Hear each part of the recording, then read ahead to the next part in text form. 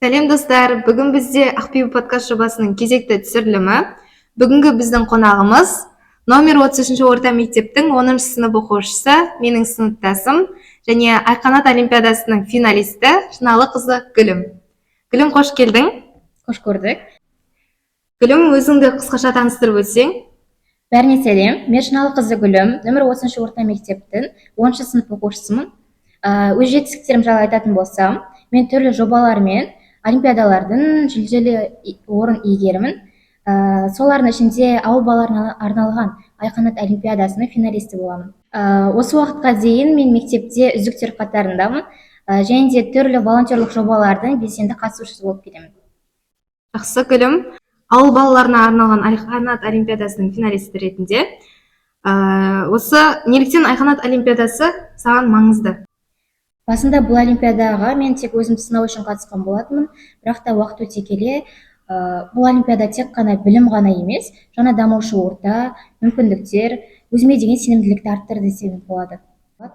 Осы олимпиада арқылы мен өзіме деген мақсаттар қойған болатынмын, және де дүниетанымымды кеңейтіп, түрлі жобаларға қатысып жатырмын. Финал кезінде бізде өте көптеген қызықты оқиғалар болды. Қазір күлкілі болғанымен, ол кезде әрине түрлі стресс алдым. Соның бірі, тест тапсыру уақытында уақыт тапшылығының кесірінен мен өз жауаптарымды белгілеп үлгермеген болатынмын. Сол кезде түрлі түсініспеушіліктер болды. Сол кездегі волонтерлардың және де менің арамда. Бірақ та енді сол кездегі қиындыққа қарамастан мен сол кезде сынбай соңына дейін жүре алдым. Финалист ретінде саған сол Айқанат жобасы негізінен үлкен мүмкіндік, яғни білім алуға мүмкіндік беріледі, және ол қалай өтеді, қашан барасыңдар, қайда оқисыңдар? Мен осы Айқанат олимпиадасының финалисті болғандықтан бізге жыл сайын Айқанат мектебіне, яғни Көкшетауға оқуға бір айға мүмкіндік береді. Өз білімімді сол Айқанат жобасы арқылы ары қарай тереңдетіп, сол жақта оқыған болатынбыз. Ол жерде Гарвардтық жүйе арқылы оқытты бізді. Бұл үлкен тәжірибе болды біз үшін. Және де ол жақта бізге Қазақстанның түкпір-түкпірінен профессорлар келіп сабақ берген болатын, түрлі лекциялар мен әртүрлі жобалар, менторлар келіп, активитилер болды бос уақытымызда. Өте қызықты, көңілді уақыт өткіздік. Ол жақта нақты күн тәртібі жоқ, бірақ та өзімнің бір күнімді айта өтетін болсам, бізден телефонды кешке қарай жинайды, және де таңертең сағат 7:30 подъем болады. Кейін 8:30-да сабаққа барамыз. Бір сабақтың ұзақтығы 75 минут болады. Әр қоңырау сайын 15 немесе 20 минут сайын болады. Және сол қарапайым мектептермен Айқанат білім беру жобасының оқыту жүйесі жобасы қандай? Былайша айтқанда, қарапайым мектеп пен Айқанат мектебінің оқыту жүйесі мүлдем басқаша, екі түрлі десек те болады. Себебі біз қарапайым мектептерде кітап арқылы тақтамен оқитын болсақ, ол жақта уже әр оқушыға жеке-жеке ноутбук беріп, кітаптың көмегінсіз біз электронды кітаптар арқылы түрлі сабақтарды өтеміз. Және де ол жақта бізде қарапайым география, дүниежүзі тарихы, Қазақстан тарихы, мысалы қазақ тілі мен әдебиетті бөліп өтпейміз.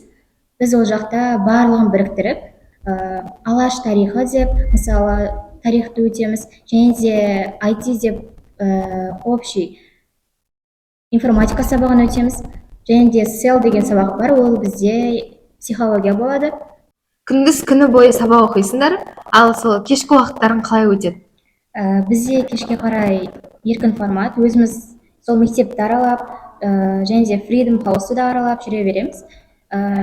Көбінесе біз барлық келген оқушылармен бірге жиналып, гитара тартып, түрлі ойындар ойнап, күнді уақыт өткізетініміз.